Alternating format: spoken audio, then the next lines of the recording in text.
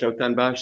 هاو نیشتمانیانی خۆشەویست هاوڵاتیانی عزیز کوردزمانان لە هەرکوێ هەن لە هەر چوار پارچەی کوردستان لە دەرەوە لە ناوەوەی وڵات لە هاندەران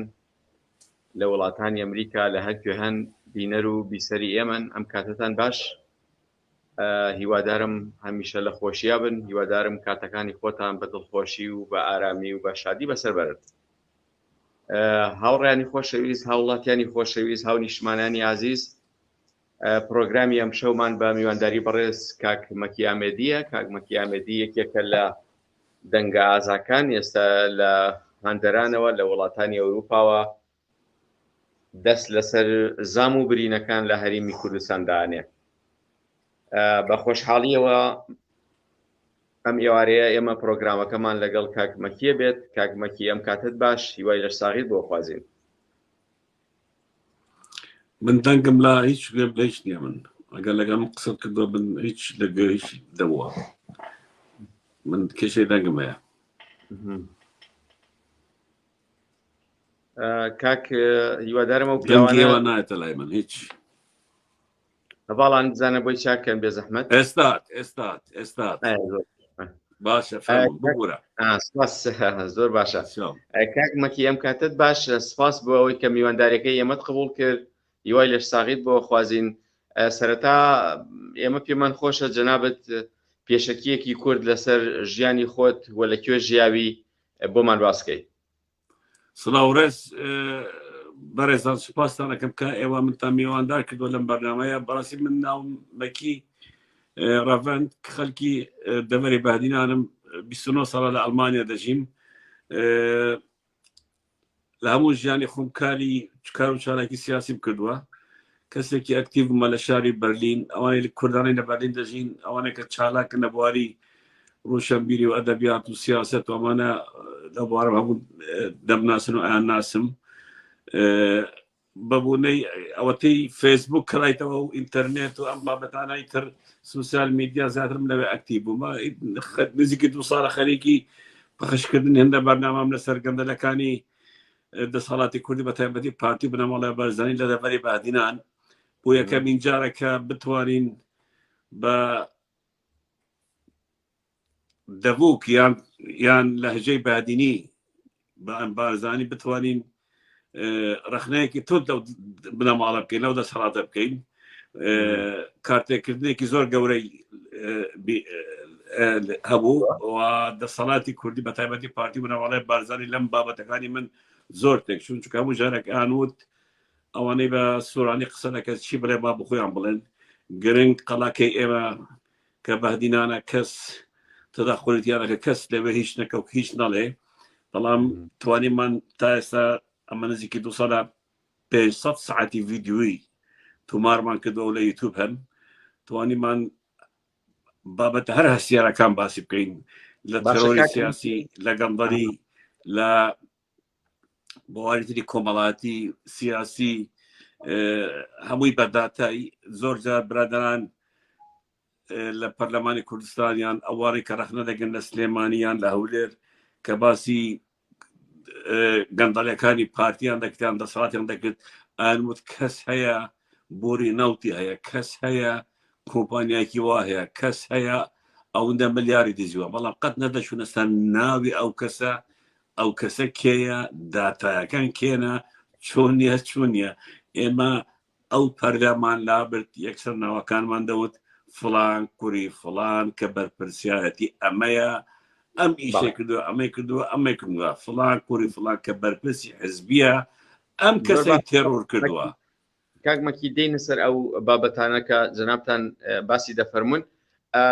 لەو ماوەی کە جەنابەت وەکەوەی کە فەرمووتان کە ماوەی 2 ساڵە سەرقاڵی هەڵماڵینی گەندەڵیەکانی لە هەرێمی کوردستان لەو ماوەیە تووشی هیچ سەرێشە و ئەوەیەک نەبوویتەوە بەرامبەر بە خۆت وەکو لایەنی فیسیۆلۆژی خۆت یعنی تووشی هیچ کێشە و ئەوەیەک نەبووی پێش ئەمەش من توش بوومە نەک پێش لەم 2 ساڵە من سەفەرم لێ قەدەغە کراوە بچمە کوردستان من ناتوانم بڕۆم پێش ئەم 2 ساڵەش من هێرش کراوە سرم لە منیان داوە کە ئەم لایفانم باس کرد و ئەین کرد 2020 مانگی حەوت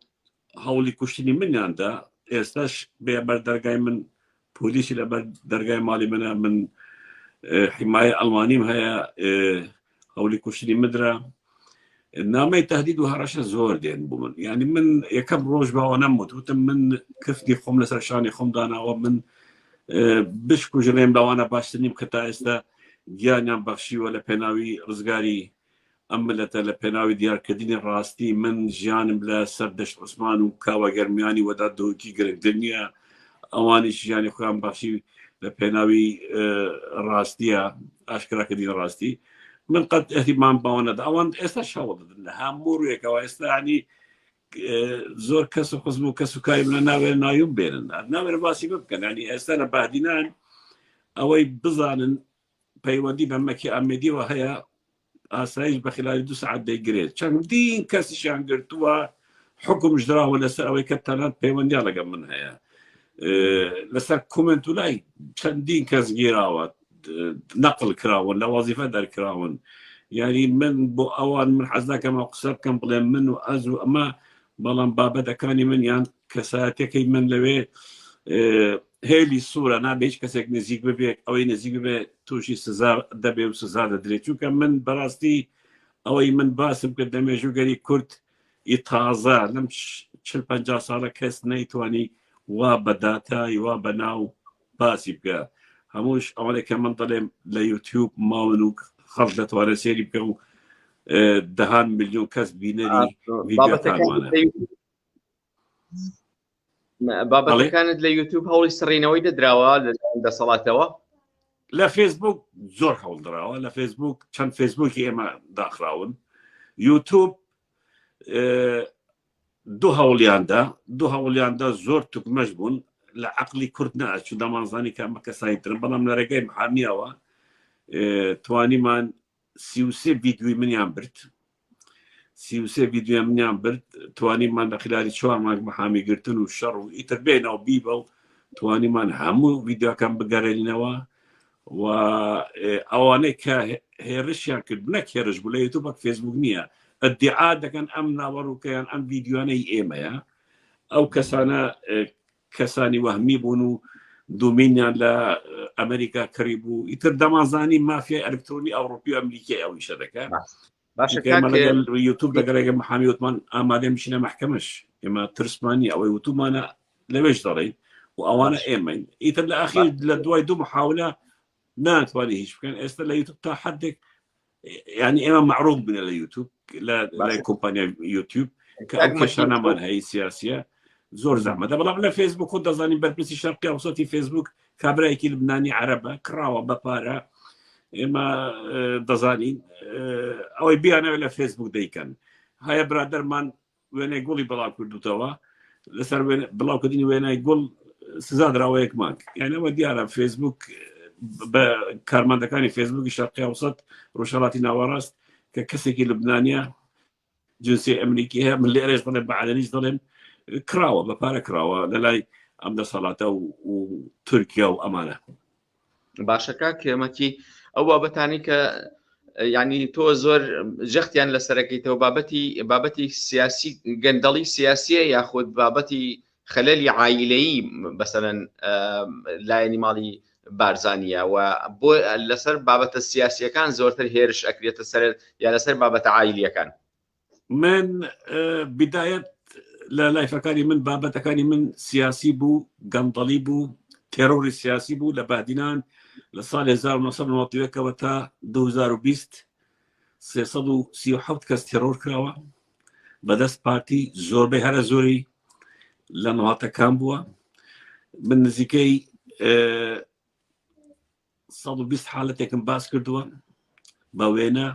چۆن تێرۆر کراون بابەتی گەندەڵیەکان من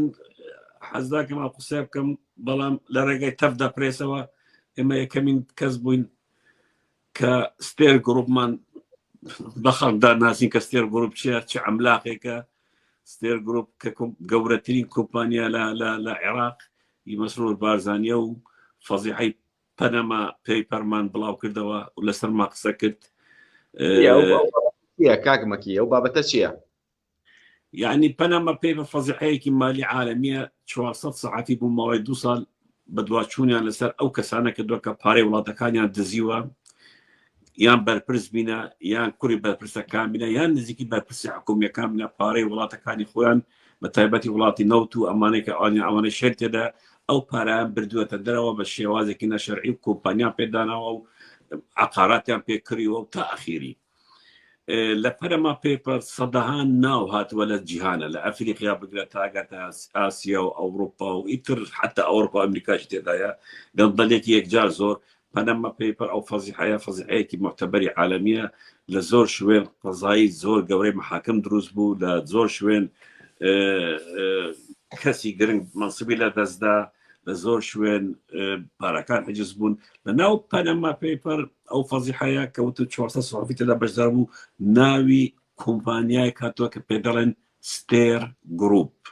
ستێر گروپ کۆمپانیای نزیکی مەسعود بارزانیە ئەو کۆمپانیایە بە ناوی دوو برا تومار کراوە یەکێک لاوین پێداوی یەکێک سەروەر پێداوی ئێمە ڕسمەکانی ئەوانشمان دەرکرد کە هەموو ئەو ڕسمانەی کە هەیانەی سەروەر و لاوین یان لەگەڵ مەسعود بارزانی بووە یان لەگەڵ مەسرور بارزانی بووە کۆمپانیای ستێر گروپ کۆنترۆلی گومرکی برایم خەلید دەکە کۆنترۆلی گومرکەکانی ڕۆژە ئاوا دەکە و گەورەترین پرۆژەی هەیە ستێر گروپ حکومەتێکە ینی پێڵێن حکومەتی سێبەر هەر وەزارەتێک ستێر گروپ کۆمپانیایەکی دروست کردووە ئیش و کاری ئەو وەزارەتە دەگرێت هەرچی عقودی گەورە بە ئەوانە لەو پەنەما ئەفێرایان هەتکبەریە یان فەزاحەتی پەنەمایە ناوی ستێر گروپ هاتووە و مبتەلەکاتی ستێر گروپ لە دەرەوەی عێراق 8 هۆڵدینگیان هەیە 7 ملیار دولار لەسەر حسابەکانیانە لە ئیماراتیان هەیە لە ئەوروپان هەیە لە بەرازیلیان هەیە لە مەغربیان هەیە بەداخەوە پێش 2 ساڵ من ئەم بابەتە زۆر بە وردی 3 سەعات باسم کرد بەڵام کە ئێمە لە فێسبووکین و کەسی بە تەنیاین ئەو بابەتە زۆر دەنگی نەبوو لە میدیای کوردی بەس ئەو جملە ئەمکەم تاکو کاک سووران عومەر هات هەموو ناوەڕووکی بابەتەکەی منی باس کرد سووران عومەر ئەوی پەرلەمانتاری کوردستان ناوەڕووکی بابەتی لایفەکانی من هەر هەمووی باس کرد لەسەر ئەو بابەتە ئەوە بوو سووران عومەر لە پەرلەمان دەرکرات چونکە ستێر گروپ یعنی جەرگی اقتصادی مەسرور بارزانی بەڵێ باشە کاکمەکی ئەم بابەتە بۆ جەنابەت لە یەکێک لە ڕۆژنامەکە ئەوروپیەکان لە ڕۆژنامە ئەمریکیەکان بڵاوت نەکردەوە باوەکو ئەوەی زاک پۆڵن بتوانێت کاریگەری هەبێت لەسەر دەسەڵاتی کوردی و دەسەڵاتی کوردی بهێنێتە جواب ئەو بابەتە بڵاو کراوەتەوە یعنی مەسەلەی هین مەسەلەی پەنەما ئەفێر و پەنەما پێیپەر پەنەما پەرەدیس ئەمانە بڵاو کراون لە هەموو میدیای جیهانی خۆ من بەڵام ئەوەندە ناوشتی تێدایە ئەوەندە نزیکەی 800 کەسایەتی جیهانی پارەی وڵاتەکانیان دزیوە بردوونە دەرەوە پارەی نەوتیان بردووە تیجارەتی بقەدراتیان کردووە پارەیان بردووە دەرەوە لە تیجارەتی سیلاح و شەڕ و ئەمانە هەموو بردوانە ناوە ئێستاش پەنەما پێیپەر پەنەما پەندۆرە گەورەترین سەرچاوەیە بۆ زۆر ڕۆژنامە نووسەکانی جیهان یعنی هەرچی کۆمپانیای گەورەی تێدایە ئەوە قەت ون نابێ قەت بزر نابێ ئێمە بە داتای بڵاومان کردەوە چون ئەچیە ناو ئەو فەزیحەیە لەکوێ کلیک دەکەیت چون ستێر گروپ دەنووسی کە ستێر گروپ دەنووسی چی بوو دەرەچی هەموو بە ڤیدیۆ کە خەڵک بتوانێت بشتە ناوی دەریکە بەڵام ئێمە بێ ساحەبین نەماتوانین لە محاکمی جیهانی ئەم قەزیە بژۆڵێنین هەر خەریکی شتی بچووکین ئێمە کاکمەکی بۆ نەتانتوانی ینی جەنابتان 30 ساڵە لە ئەزانی چۆن توانەکە ئەوەیە ئێمە بەداخەوە ئەوانەی معارەزن لە کوردستان بەداخەوە من دەڵێن بە تایبەتی ئەوانەی لە ئەوروپا یان ئەوانەی لە سلێمانی خەریکی شتی ترین خەریکی شتی وا گەورەنی من زۆر هەوارم کرد کاکە ئەم شتە ئیمکاناتی دەیەوێت پارە محامی باشی دەیەوێت بە دواچوونی دەیەوێت چەند کەسێک خۆی متەفەرق کە 3-4 کەسێک پارەیەکە بێ چەند محامیەک بگرن وبيدنا محكمة شو أما مستمس أتو بدواي ناقر قد ما دو ناقر أبشتا شو هيا بلغا كاني بنما هيا حاشا هالنقرة هر محكمة كي الدنيا بدي خد بيوان ما دو ناقر ألين إيما كردين أم كوبانياش كردية وكردستانا باري خلقان هنا وإيراد زيوا آسانش تكا بلان بداخل وإيما يعني لا خم ولا هم يبقى نما توانيا نما انكدوا بلا مرة جديد شو كاشتا ثابتة شو كاستير جروب تا استش ما تا استش او جزيراني ك بارقان لها لاوروبا ولا لا لا لا كاريبيك ولا لا هرماون قد قفل لي عنك قد كوانتين تنانت سروار بيداوي ككسيه كمستير جروب لا يامبر كابريك تجانا خصوا شوي وداكت باشا باسی جزیرت کرد يعني ستيت جروب جزيره هي ياخذ كساتي سياسيه بله بله جزيران كريوا جزيران بناوا عقارات جورا بناوا او باخره هي باخره زور جوري نقل اواني اوي هي شتي جوران هي اوانا او يعني كاكا داهاتو املاك واشتكاني اوان ب 8 مليار 9 مليار 8 مليار دولار تقدير كراوه يعني كومبانيا 8 مليار هبه ترامب 8 مليار هبه سروكي امريكا يعني باريكي زبلاحي زور قوره كبلاوي ستير جروب لا دراوي العراق ايش بيدا كلي او كومبانيا مسؤول بارزانيا يعني لاوين بيداوي سربر بيداوي برايا كلها هولندا جاون تاصلي نواطو شار نواطو بنش هيك نولا هولندا استشبهوا كلها هولندا هاتونا كردستان ل 2003 وكوتونا ناو بزنس لقال مسعود بارزانيه لقال مسرور بارزانيه اما انا خوان بارزاني بيداي وسرور بيداي بارزاني خوان انا خلكي عشيرتي مزورين لبهدينا خلكي بهدينان لا من فيديو كانوا من بابا كان من الستير جروب بلاو بتوا يتر ليره دنا بلين كمن بابا دك امانه بيش 2 سال متوه بس كدوا بساعات 6 ساعات ما الستير جروب امبراطوريه كحكومتي سيبر لكردستان روسيا كدوا ستير جروب يعني ام بابا ترى من هم باس بقت اما ابو مالي بارزاني كسيك بيت لبهدينانا وبالزماني بلهجه بهديني بيت امشتانا بلي اما صدمه بابا قبولنا هذا كرت يعني يتر باسي تيرور سياسي بقت كان جنجي بهدينا كان كساتي بهدينا كتيرور كراوا لانه بهدينا كان كسي خوي تيروري كدوا بله اما انا بوشي تيرور كراون كاك مكي لسر مسألة هزرو بير يعني من يكشتها كاك من بابا دكاني من اجاسيري كان زيك بيرسال ساعات ما زور كم من شروبه وتحليل كم زور كم يعني من اولانيا من بين مايك بقرمو يتر تحليل وضع كم من التحليل وشروبه كدنو باسي وضع كان زور كم قصد كم من هموي من داتاي من هموي زانياريا بلي هموي زانياريا بلي من داتا باز دكم من استاش لا يفهم هبو حفتي من هبو جاري باز دكم يمن زور بيت داتايا زانياريا فلان يعني من لو نقطه سركوتني كي جورا مان هنا وتواني مان لروح الرشاله واشتكينا دركين يعني مثلا من مسعود بارزاني وكركاني يعني باهمو كسيك كمو كردك بزاني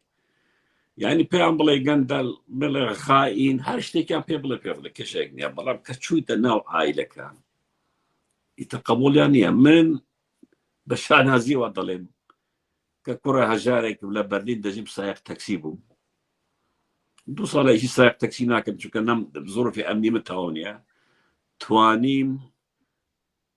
بتشما جوري نستني مسعود بارزاني توانيم انا مالك مسعود بارزاني هرشي نهانية بين مدروا من توانيم ألبومي عائلي أوان بين مدروا من توانيم نهانية كاني أوان بين مدروا عشان ما نتش السعودية كان هيك مكي يعني بالله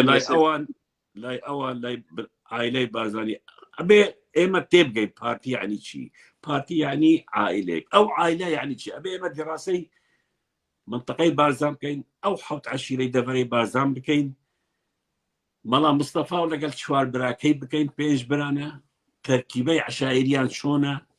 شوار براكة شونن مالا مصطفى شونا هەندە خصوصیاتی خۆیان هەیە یعنی ئەبێت تێبگەین لای ئەوان هەندەشت هەیە نابێت کەس ببینێ لای ئەوانە شێخەکان ئەوانەی گەورە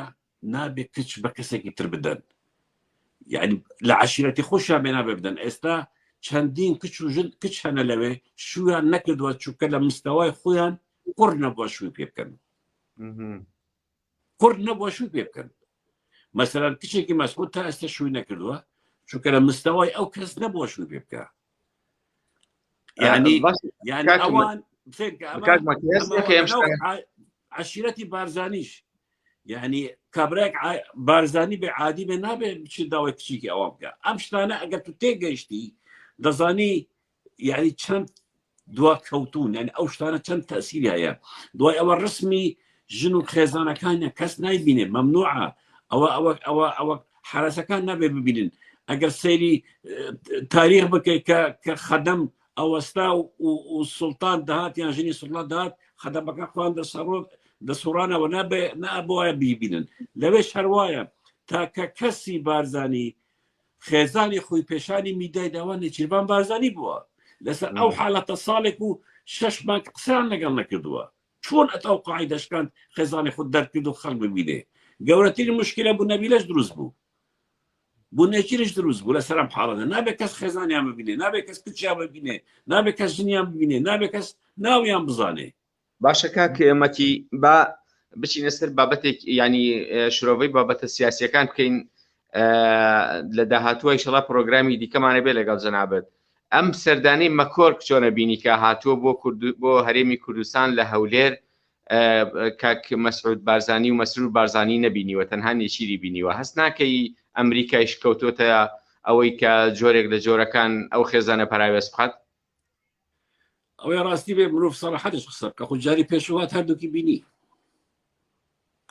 بینی مەسعودیشی بینی مەسروریشی بینی و نێچیریشی بینی اینجا ئەوەی دژ بینی من ئەوەی ئێستا کە من تێ دەگەم کە نەیبینی بێ دەگەڕێتەوە بۆ ئەو فەزیحەیە ئاخیری مەسرور بارزانی کە ئەملا کوشتی دیار بوو لە سەحافەی ئەمریکی ئەمە یەک ئەو لێدوانەی حکوومەتی هەرێم یعنی کە دای دژی ئەو ژنە ئەو خوشکە ئەمانە هەمووی هۆکار بوونە کە نەیبینێ باشترە چونکە ببینێ ئەو سەحافەی ئەمریکی لەسەری دەنووسێ ینی دزێک کە لە سەحافەی ئەمریکی ئاشکرا بووە دووبارە بەرپرسێکی ئەمریکی لەگەڵی دانیشتووە ئەنی ئەمانە لەسەری دەکەوێت هاتنی مەکۆرگش بۆ کوردستان حافظ بوونیەک بوو ینی پێیان بڵ ئەوەیە مەڕۆشتی تەواو هیچ نییە لەگەڵ نێچیر 25 دقیقە کوبوویتەوە شتێکی بەسیط بووە ینی 25 دقیقە چی دەبوترێ ینی 25 دقیقە هیچ پلانێک دانانێ هیچ شتێکی گەورەش دانانێت هەماشت لەگەڵ خۆبات و باڵاش ینی هەموو کارتەکەی هەردووک نەبوویتە سەعاتێک لەگەڵیان دانیشتوونە کورد لە دوای دەرچوونی ئەمریکا لە عێراق چارەنووسێکی زۆر سەیری هەیە گۆڕانکاری زۆر گەورە دەبێ هەرچی ئێمە بڵێن تەحلیلە نازانین بەڵام گۆڕانکاری دەکرێت خۆشان بڵێ گۆڕانکاری دەکرێت کورد خۆی ئامادە نەکردەوە بۆی شتێک تەنات خۆ ئامادە کردووە چون خۆی بفرۆشێ دەسەڵاتی کوردی بەبەستم چون خۆی بۆ مشتریەکی تر بفرۆشێ ئیتا ئەو مشتری داهاتوو بەعسیە سنیە تورکیە ئیرانیە کێ نازانین هەر بخوا ئەوەی ئامادە کردووە بۆ خۆ فرۆشتن ئامادەیە بەڵام خۆ ئامادە نەکردووە بەرگری لە خۆی بکە چۆن خۆی بپارێزێ ئێستاش هاوار دەکەن دووربینی حرانیمانیات و 30 ساڵە لە حکمی هەزارها تەنی سیلاحت وەرگرتووە و ئەو سیلاحی کە وەردووە لە ئەوروپا لە ئەمریکا نیوەی فرۆشتوتە بە مافیەکانی چەک لە منتەقەیە معقولە ئێستا بچمە دیانە 200 دووربینی حراری دەکردن عیب نییە بڵێ ئێمە دووربینی حراری وەلا ئەوانە شەرم ناکەن باسی دووربینی حراری دەکەن لە بازاری چەکە لە دیانە ئێستا کەسێک بڕاتەوەی 200 دووربینی حراری بکرێت کەچی ئەوان هاوار دەکەن دووربینی حراریمان نییە ئەمانە خۆ سیاریشیان زۆر نییە ینی ئەم دووربینە سیاریشی زۆر نییە وا حکوومەتی هێرێمان نانە زۆر نییە هیچ نییە بەڵام ئەمانە خەڵکی مەشغوڵ دەکەن خۆ ئەم شەڕی داعشی ئێستا بوو بەشێکە لە یاریەکی ترکە تورکیا و پارتی دەیکەن و لەگەڵ داعش ئەم سێ گوشەیە تورکیا داعش پارتی خۆ ئامادەکردنە بوو مەرحەلەی دوای کە ئەمریکا دەرەچێت کە ئەمریکا دەردەچێت لە عێراق شوێنی تر دەگیرێ لە لای حەشت شوێنی تر لە حەشت وەردەگیرێ شوێنی تر تورکیا دەگیرێ لە شوێنی تر دەرەچێت تورکیا کارتەکان تێکەڵ دەبن ئیتر ئەمە بیدایەتی یاریەکەیە خەڵکی فەقیریش دەبیتە قوربانی خەڵکی فەقیریش دشخۆی دەکوێت لە وەڵام من دژی داعش شەرم کردووە ئەتوو بەشێک بووی لە پلانی داهاتووی شەریع داخۆی عێراق بەداخەوە. ئەمڕۆ مایکل ڕۆبن وتارێکی نووسیوە لە ڕۆژنامەیەک بە ناوی 1945 لەو ڕۆژنامەیە باسی لەوە کردووە کە یان دەبێت مەسرور بارزانی داوای لێبوردن بکات یان دەبێت لە سەرۆکایەتی زانکۆی ئەمریکی دەست لە کار بکێشێتە ولا ببرێت چونکە بەپێی یاساکانی زانکۆی ئەمریکی کە لە دهۆک هەیە کاک مەسرور سەرۆکی زانکۆی ئەمریکیە لە دهۆک بەپێی یاساکانی زانکۆی ئەمریکی نابێت کەسێک کە تۆمەتێکی لەو شێوەیە درایە پاڵی بەو شێوەیە وەڵام بداتەوە یاخود نابێت تۆمەتێکی ئەخلاقی لەلایەن یەکێک لە سەرۆکانی زانکۆوە بدرێتە پەنای یەکێک کە بەو شێوەیە باسی لێ بکرێت بە تایبەتی ئەو تۆمەتەی کە داوێتێ پاڵی شنیاری هاوسەری سەرکەوت شەمسەدین. ڕای تۆ چییە لەسەر ئەم نووسینەی مایکل ڕۆبن؟ ڕای من ئەبێ ئێمە تاکید بکەین ئایا ئەو زانکۆیە بە ناوی ئەو سەرۆکێتی یان ئاریانی کوڕێتی یان کوڕی خوشکێتی نۆح من شک دەبەم لەسەر نۆح بێ نۆح لەسەر ناوی نۆحە لەسەر ناوی ئاریانش نییە چونکە ئاریان تەڵەبایە لەوێ هەڵبەت ئەوەی ئێستا دەکرێت بەرامبەر پارتی مەرحەلەیەکی تازەیە بۆ یەکەمین جارە ئەم شتانە لە میدیای ئەمریکی دەرەچێ ئەم شتانە ئەمریکا دەزانێ FBI دەزانێت CIA دەزانێت بەڵام بۆ ئێستا تەسریب دەکرێت وردە تەسریب دەکرێت من تەوەقع دەکەم ساڵی داهاتوو شتی گەورەتر دەربچێ و بڵاو بێتەوە یعنی گەمژەی دەسەڵاتی کوردی و ئەوانەی کە لە دەسەڵات بوون کە پاران دەبردە دەرەوە شتیان دەکرد حسابی ئەوان نەدەکرد کە ڕۆژێک دێت ئاشکرا دەبن ئەوان خۆیان لە کورد ئەشاردەوە کە فلان و فیستانی کورد نەزانێت ئێمە ئەو پارامان بردەکوێت یان ئەم بڵکەمان کردی بەڵام خۆیان لە مخابراتی ئەو وڵاتانە نەدەشاردەوە هەمومان دەزانین هەمووان لە ئەوروپا دەژین کەسێک بێت بە مەلاهین 10 ملیۆن و 15 ملیۆن بینتە وڵاتێک ڕێگای پێدەن ئیشی خۆی پێ بکە بەڵام باش بزانە شوێنی پەیوەندیدار بە دواچوون دەکە و پێشت ناڵێ ئیزعاجیشت ناکە بەڵام بەدوا دەچێت و کەیت لە کوێت هێنا بۆ چیت هێنا ئەتوورە وڵاتەکەی خۆت چیت هەمووی کۆ دەکەنەوە مەلەفەکە لای خۆیاندان بۆ ڕۆژی پێویست ئەمانەش ئەوان لە بیر چووەکە ئەم شتان هەمووی لەسەریان کۆکراوەتە دەهان مەلەف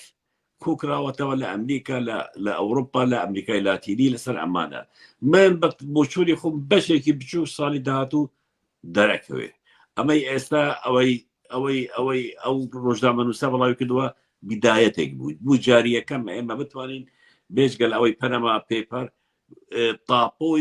تاپۆی خانوویەکی بچووک یعنی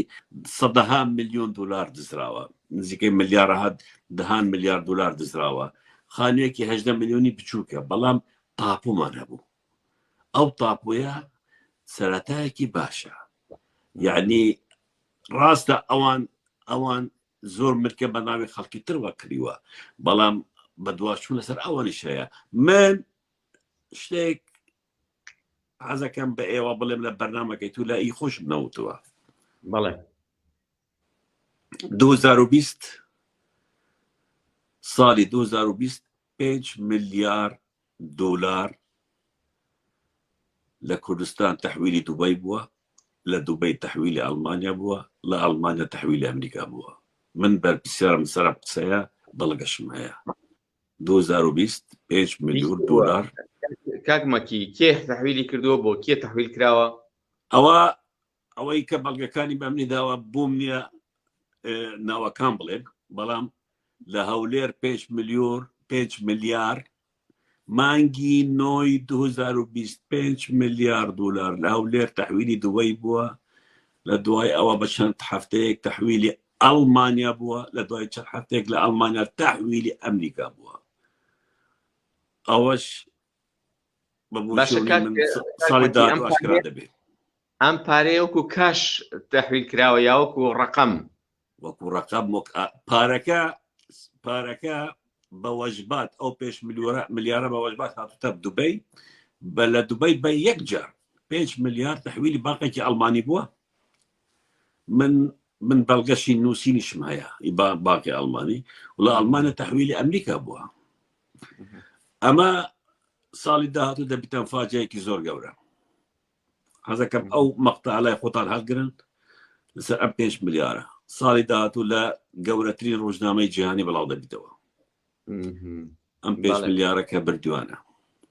بۆیە وتم بەشێکی گەندڵەلیەکانی ئەم دوو بنەماڵە ساڵی داهاتوو بەشدار دەبێت، بەڵام بەشێکی زۆر نا بەشێکی کەم دەبیتە خاڵێکی زۆر گەورە کە گوێچکان ڕابکێشن. ئەمریکا لەوێ نامێنێ، بەڵام کە ئەمریکا دەرچوو هەندە گڵۆپی سەوزی بۆ هەندە شوێنی هەر کرد کە ئەمانە کێن و چین با دیار بن بۆ خەڵک، وەک ئەوانەی ئەفغانستان کە هەمویان ئێستا لاجئن لە دوبەی و سعودیە و ئەمانە. باشە کاکمەکی هەست ناکەی ئەم بردنە دەرەوەی پارەیە بە تایبەتی ئەم 5 ملیاری کە جەنابەت باستە فەرمووی پەیوەندی بە چوونە دەرەوەی ئەمریکاوە هەبێت؟ نا، ئەم 5 ملیارە 2020 کراوە مانگینەوە 2020 ئێمە سەر کوتای 21ین. ئەمە بنەماڵەیە، بنەماڵەی مەسعود بارزانیە و نزیکیش لە گەورەترین ڕۆژنامەی ئەمریکی بڵاو دەبیتەوە ساڵی داهاتوو بڵاو دەبیتەوە. ئەو مەقتا بە خۆتان هەلیگرن 5 ملیار ڕقەمەکەشم لایە، حساباقەکەشم لایە 5 ملیار. باشە کاک مەکی لە حاڵەتێکە ئەگەر گۆڕانکاریەک لە عێراق لە هەرێمی کوردستان ببێت، هەست ناکەی یعنی ئەم پارانە هەمووی بە هەدەر ئەچن، وەکو چۆن ئێستا ئەو پارانەی سەردەمی حکوومەتی بەعەز، ئەو پارانەی کە سەدام هەیبوو، پارانەی کە قەزافی هەیبوو، ئەو پارانەی کە مبارەک هەیبوو هەمووی بە هەدەر چوو لە وڵاتانە، هەمووی بلۆک کرا، هەمووی سانسۆری خرایە سەر. هەست ناکەی ینی ئەمەش ئەوە بێت ینی لە داهاتووە ئەم پارانەش کام بەرپرسە سیاسیانە لە هەرێمی کوردستان ئەی بنە دەرەوە هەمووی بلۆکە کرێت و دەست خۆیان نەکەوێ و لەم زروفەشا بە میلەتی خۆیانی بەتاڵان دەبن. بەداخەوە هەموو دکتاتۆرەکان، هەموو ئەوانە کە وڵاتی خۆیان تاڵان دەکەن، کە ماڵ و داهاتی وڵاتەکانیان تاڵان دەکەن، دەیبەنە دەرەوە. یعنی بەداخەوە بیر ناکەن لەوە کە ئەم پارەیە بۆیان نامێنێت. تەجروبەمان هەیە لە تاریخە ئەو پارەیە کە بردوێنە دەرەوە 70-80 لە ئاخیرەکەی دەڕوا بویان نامێنێ، لەوانە شتێکی کە بویان بمێنێ، لەوانە هەر نەمێنێش. یعنی ئەگەر ئەوان توزە عەقلیان هەبێ ئەو پارە لە وڵاتێکی خۆیان سەرف کەن، لەسەر ملەتەکان سەرف دەکەن، وڵاتێکی خۆیان دەکەنە بەهەشت. بەڵام دەیدزن دەیهێننە دەرەوە، هەڵبەت ئەوروپا و ئەمریکاش ڕێگان پێدەدا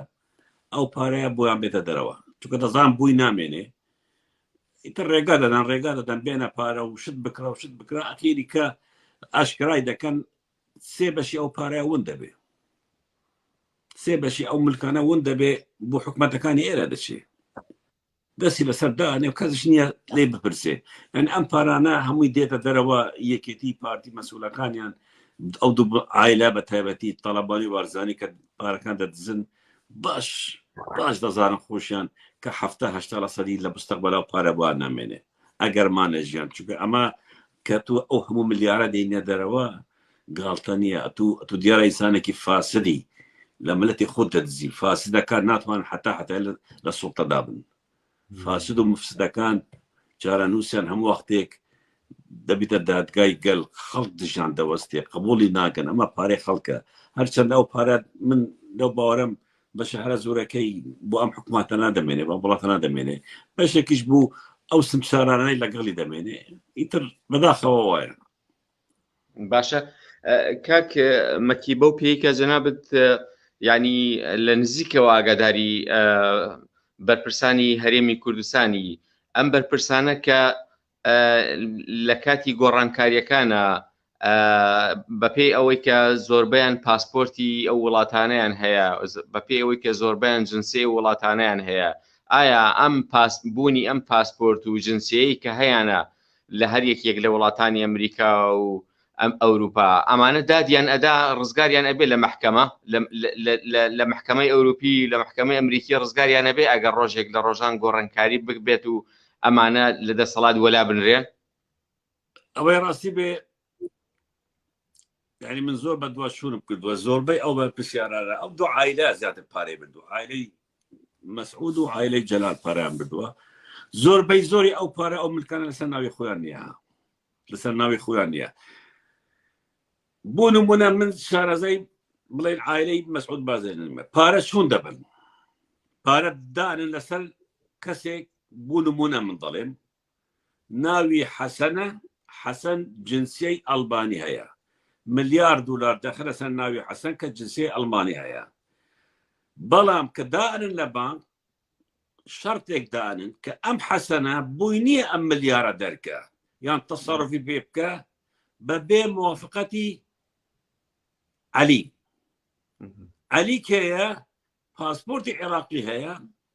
أوش لا قال باركة بجدار أجر عليش إمزانك أما يكم ناتواني باركة دركة زور بي باركان وانا بإمزاي دوكا سوايا كسي كجنسي أبلاطاني هيا نزيكي أوانا كسي دوام يخويانا من بنومنا عزيز بارزانيك هيا كمن بابوشوني خوم كزنا ناسي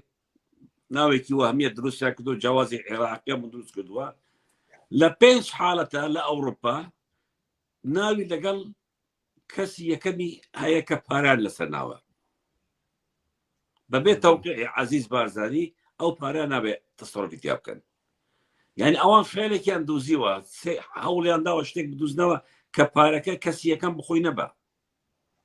اجا كسي دوم مش تقال امزانك كسي دوم يخويانا خالي سيام عزا كان بزان شوم بارا دبدري اوان زور بي ام باراني كهنا وانا اوروبا زور بي هرزوري برقاي شرعيا هنا زور كزالت شوم برقاي شرعي هاري دزراوة راسنا لكروسانيان دزيوة بلان بريقاي شرعيان داخلي أوروبا كدوا بو نمونا ستير جروب كومبانياك لكروسان إيجدكا فرعيكي كدوا لألبانيا ستير جروب 5 مليار تحويلي فرعكي خويدك لألمانيا فرعكي لألمانيا كومبانياكي رسمية وفرعي ستير جروبا أو 5 ملياري لا فرعي سلكي كي وهنا وابوي اتشي باي 5 مليار عقارات ذكري لألمانيا يعني اوان شرعيتها باي شكل خويا داوا هل وەکو چۆن لە هەرێمی کوردستان ئێستا زۆربەی زۆری گەندەڵیەکانیان يعني بەڕێگە یاساییەکەی گەندەڵیەکرێ يعني ئەوە نییە لە هەرێمی کوردستان بەڵێ ئەمانەش هەمان شتیان کردووە يعني بۆ نمونە کۆمپانیایەک لە هەولێر دانن مشروعی پرۆژەیەک لەسەر ناوی دانن ئەو کۆمپانیایەک لە بەرازیل دەکاتەوە فرعێکی خۆی لە بەرازیل دەکاتەوە دوای ساڵێک 1 ملیاری تحویلی فرعەکەی خۆی دەکات لە بەرازیل حکوومەتی بەرازیلی سێ دەکەم کۆمپانیا بەڕەسمی لە بەرازیل کراوەتەوە سەرەکیەکە ڕئیسەکە لە هەولێرە پاران هێناوە ئێرە ملیارێک استثماری دەکەن ئەخەنە سەر سەری خۆیان ئەو وڵاتانەش پێشیان خۆشە کە پارە تەحویلی وڵات طبعا ئەی چۆن يعني ئەوان زۆربەی ئەو پارە شەرعی دەکەن ئەو 5 ملیارەی من باز دەکەم بە شەرعی هاتووە بەڵام وەرە کام کۆمپانیا لە کوردستان 5 ملیاری قازانج کردووە ئەگەر کۆمپانیای خوا نەبێت 5 ملیار مەبلەغێکی زۆرە ئەو 5 ملیارە ئاشکراوە چەند 5 ملیاری هەیە کە کەس نازانێ ئەمانە وا دەکەن يعني ئەمەی ئێستای مەسرور لە ئەمریکا يعني وەک پێ دەڵێن هەڵایەکی کوشندە بووە چۆن وای کردووە ئەو هەڵەیە کردووە چونکە ڤیلایەکی هەیە لە هین لە مەکلێن لە ڤرجینیا هەڤاردۆسکی بووی کڕیوە من پێش ساڵ و نیوێک باسم کردووە ئەم بابەتەیە نیوێک من باسی هەڤاردۆسکیم کردووە باسی مەکلێنم کردووە ویستم ئەو پرسیارەت لێ بکەم بەڕێز مەکی ئەم هەڤاڵدۆسکیە کێ ناوی لە دۆسیەکەیە هەیە من پێش ساڵ و نیوێک تقریبا من باسی هەڤاڵدۆسکیم کرد ئەو دوو برانە ئەوان هەڤاڵدۆسکی باوکی ساڵی 77 دەچتە ئەمریکا لە ئێرانەوە ئەوان لەوێ گەورە بوونە ئێستاش باوکی لەوەیە ئێستاش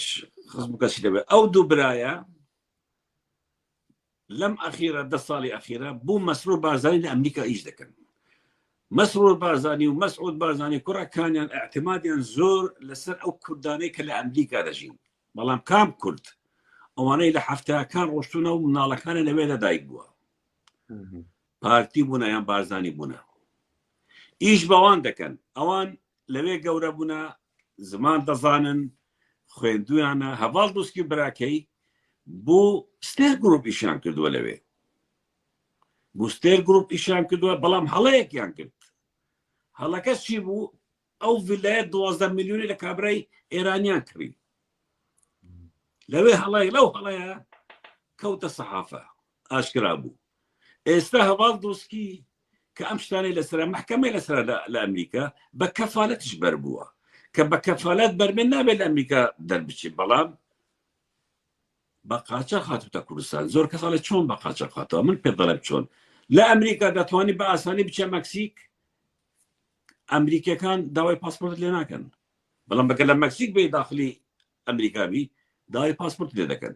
هەر ئەمریکیەک لە ئەمریکا بچتە مەکسیک،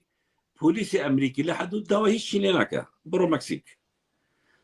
چۆیدە مەکسیک، لە مەکسیکەوە ئەمریکا قەبزی لەسەر نییە، هیچی لەسەر نییە، بەس لە ئەمریکا بووی نییە. لە مەکسیکەوە هاتێ تورکیا، لە تورکیا ئێستا لە هەولێرە. ئەمە من نزیکی ساڵێکە بە دوای دەگەڕم. خۆی براکەی هەتووکی ڕانگردووە. هەڤاڵ 4 مناڵی هەیە، ژنەکەی لە ئەمریکا، مناڵەکانی لەوێنە. ساڵێکە لە کوردستان شاردراوە، چونکە ئەمە سەری بابەتێکی زۆر گەورەیە کە گەندەڵیەکی زۆر گەورە کراوە، پارێکی زۆر لە ژێر دەستی ئەم هاتووە. مەسەلەی پێنتاگۆن و نەوتی پێنتاگۆن، ئەمە هەڤاڵ کۆمپانیایەکی ئەمریکی دامەزراندووە لە 2003 و 2004ەوە. ئەو کۆمپانیا کە سوتەمەنی بۆ جێشی ئەمریکی دابین بکە. بەڵێ بەڵێ بەڵێ بە سوتەمەنی بۆ جێشی ئەمریکی دەبێت، بەڵام ئەو کۆمپانیا ڕاستە ئەمریکیە، بەڵامی کێیە؟ هەڤاڵ دۆسکیە. ئەو کۆمپانیا تەنات ئەو دەیتوانێت لەگەڵ ئەمریکان گرێ بەست بکەن، بەڵام ئەمریکەکان زۆر هەوڵ دەدا کۆمپانیتر بێن، بەڵام پارتی ڕێگای پێ نەدەدا، کێشەی بۆ دروست دەکرد. ئەوەی فڕۆکەخانی هەولێری شەروایە، ئەوەی بەڵێ بەڵێ بەڵێ بەڵێ بەڵێ هەمووی ئەوانان، هەمووی ئەوانان. یعنی من ئەم بابەتانە بڕون لە یوتوبەکانی مسێکەن، پێش ساڵ و نیوێک ساڵێک من باسم کردووە، کاکە وەرن ئەمانیان کردووە. کۆمپانیای ئەمریکی لە کوردستان بودابینکردنی بنزین و کێرۆزین و نەوت بودجەیشی ئەمریکی، کۆمپانیا ئەمریکی نەبووە. لە ئەمریکا ڕاستە، لە ئەمریکا کۆمپانیەکە دروست کراوە، ئەمریکی ڕاستە، بەڵام ساحەبەکەی هەڤاڵ دۆسکی، هەڤاڵ دۆسکی بوو مەسرور بارزانیش ئیش دەکە. ئەم کۆمپانیان هەمووی عایلەی بارزانین. کاکە وەرە بە قسە بکەین، بەڵام بەداخەوە زۆربەی مناڵێم هەمووی زۆربەی ڕەخنەگرانی هەولێر و سلێمانی خەریکی یەکترن. باڤڵ وای کرد، قوبات وای کرد، فلان وای کرد، فلان وای کرد. کاکە وەرە سەریمار لە سەری ڕەشە، سەریمار لە سەلاحەدینە، لە مەسیف سەلاحەدینە وەرنە ئەوێ، بەس خەریکی یەکتری بن. باشە کاک هەڤاڵ، عەفوان کاک مەکیبا، قسەیەکیش لەسەر لایەنەکانی دیکە بکەین، باس لە لایەنی دیکەی وەکو یەکێتی و گۆڕان و حیزبەکانی دیکە تا چەند بەشدارن لەم جۆرە لە گەندەڵی لە دروستکردنی کۆمپانیای وەهمی لە ناردنەدەرەوەی پارە لە کڕینی عقارات لە وڵاتانی ئەوروپا و ئەمریکا. یەکێتی شەیدی طبعا یەکێتی شەیدا گۆڕان تازە فێری دزی بووە، دوای مردنی نەفشێڕوان چونە ناو حکومەت و دەستیان بخۆیان بەدەزی کردووە، پیشان بەر پسێکیان. بەڵام یەکێتی شەماش هەیە، بەڵام ئینسان حقیقەت قسە بکە، ڕاستی قسە بکە. پارتی زۆر پرۆفیشناڵترە لە یەکێتیە، پارتی زۆر دەستی دەڕەوە، زۆر زیرەکترە و دەڵۆمەندیشترە لە یەکێتی. ئەگینا یەکێتی پارەکانی دابش بووە لەسەر هەمووی مالی تەڵەبانی نەبردووە، ئەوەی پارتی کە هەمووی مالی بارزانی بردووە. زۆربەی زۆری پارتی پارەکان کە دەیبانی بنەماڵی مەسعود بارزانیە، بەشێکی خەڵکی تریشە، بەڵام بەشی زۆری ئەوانە. ئەوانیشانە هەموو شتیان هەیە. یعنی بەداخەوە ئەو ڕەخنەگرانەی کە لە ڕەخنە زۆر لە یەکێتی دەگرن، بە تایبەتی لە ئەوروپا بوو ناچن مەلەفەکانی گەندەڵی یەکێتی دەکەن. بەڕاستی من دەستم نەکەوتووە، ئەگەر ئەوگەڵێن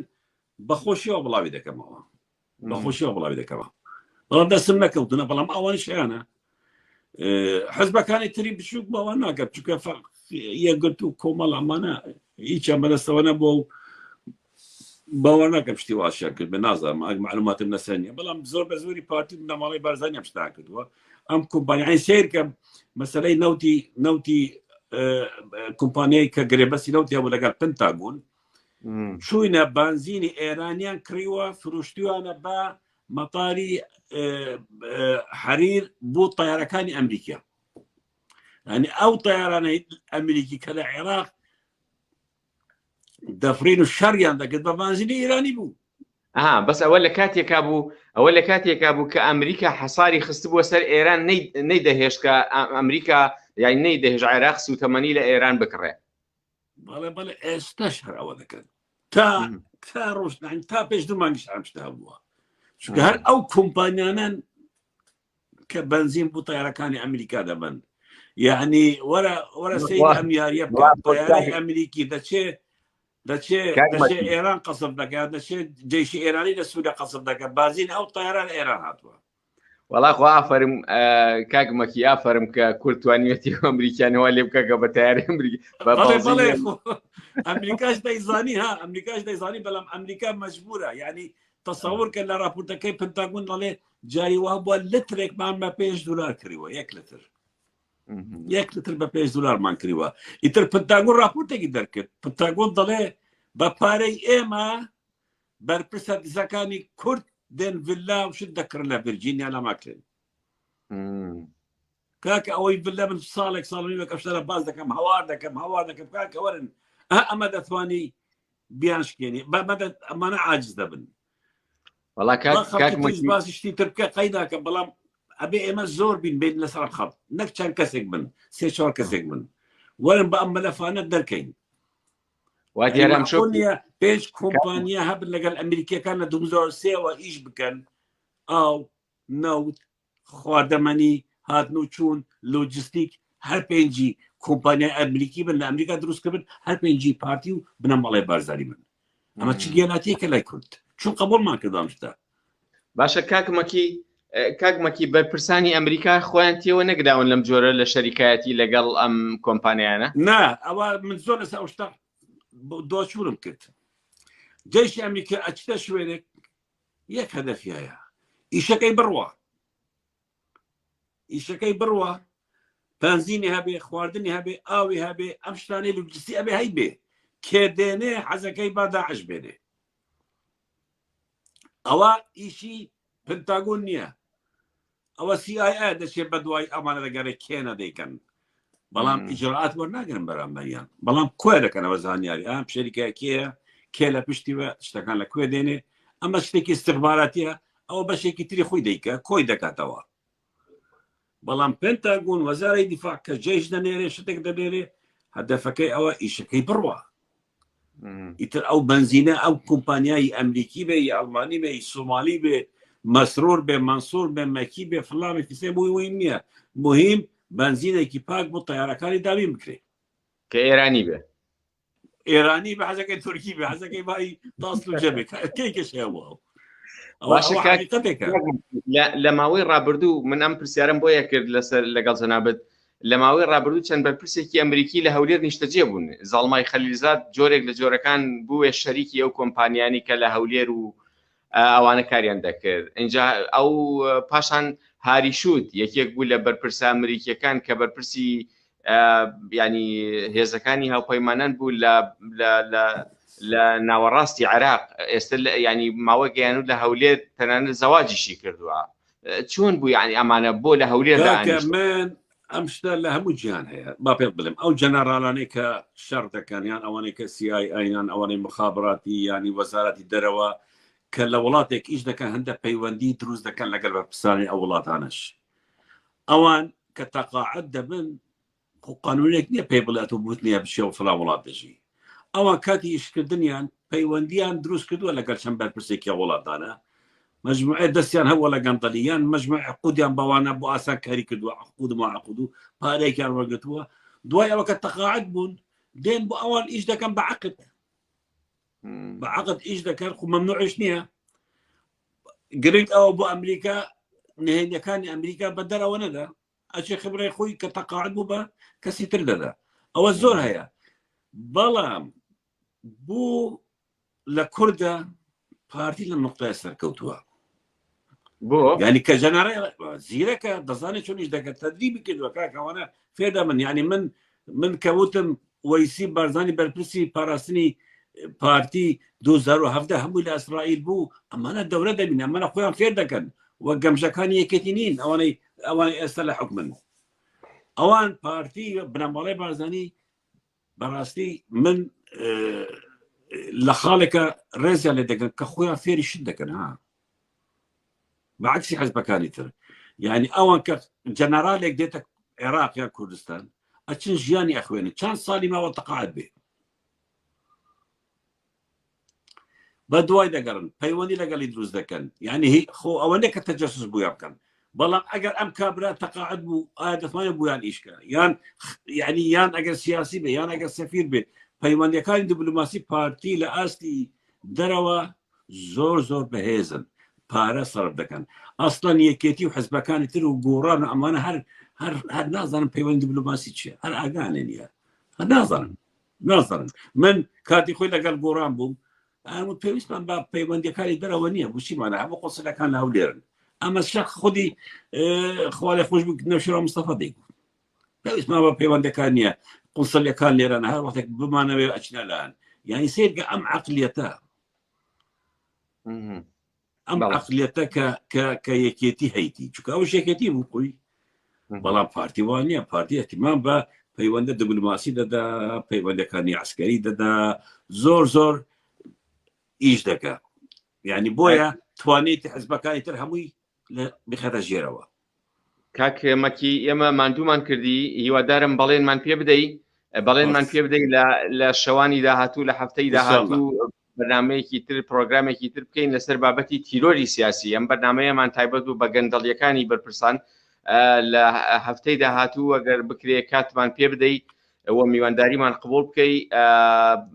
باس لە تیرۆری سیاسی بکەین لە هەرێمی کوردستان سپاس دەکەین ئەم شەو ماندوومان کردی داوای لێبوردنەکەین هیوای لە ساغی و پارێزراویت بۆ خوازین سپاس دەکەم بەڵێن نادەم ئەم ساڵ بەڵێن دەدەم ساڵێکی تر ئینشاڵڵا زۆریشی نەما بوو ساڵێکی تر باشە کاکە سپاس دەکەم سەرکەوتوو بن یەک خاڵی بچووک وڵا حەزەکەم کوتایی ئەم بەرنامە بڵێن برادێکتان هەبوو لە زانیار تیڤی ئەو ڕۆژەمان بینی لەگەڵ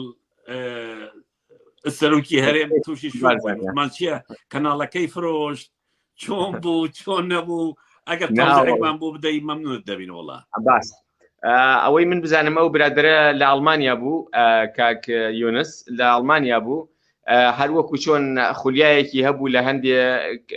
میدیا و ئەوانە دەربکەوێ خولیای هەبوو لەگەڵ هەندێک بەرپرس چاوپێکەوتن بکات هەر وەکو کەسێکی عتیادی هاوڕێمان بوو لەوێ بەڵام ڕاستیش ئێمە لەگەڵ چەند کەسێک قسەمان کرد وتیان ئەگەری هەیە پیاوە پەیوەندیەکی حزبی لەگەڵ پارتی هەبێ بۆیە وردە لە کەناڵەکە هاتە دواوە و ئێمەش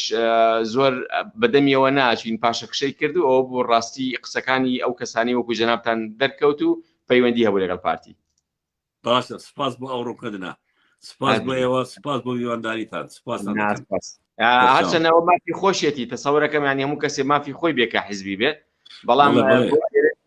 بۆ ئێمە باش نەبوو کە بە ناوی سربەخۆوە کار بکەین و پەیوەندی لەگەڵ حیزبێکە بێت و لایەنگری لەگەڵ حیزبێکا بێت وایە سپاس نەکەم هەر بژێت سپاس